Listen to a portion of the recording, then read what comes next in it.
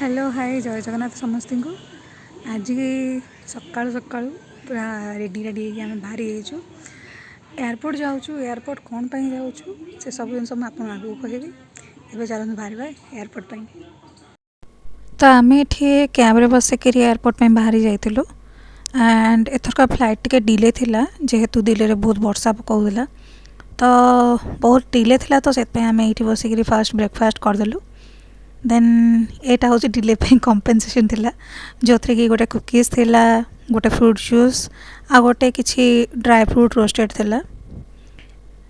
And ये खाई खाइका आउ ये व्यूज एंजॉय करिका आम पहुँची जाइलु दिल्ली। एक्चुअली एटा प्रथम एक्सपीरियंस है कि प्रथम थर कि ओडिशा बाहर को फ्लाइट रे जाऊली तो यहाँ मोपाई कि बहुत नियारा एक्सपीरियंस थिला। तो आम ये दिल्ली में पहुँच सारिक मेट्रो रे जो आमर होटेल स्टे कराला आम मेट्रो रे बाहर जाइलु एठी मो माँ मो भाई अच्छा सान भाई मो सांगे जाइए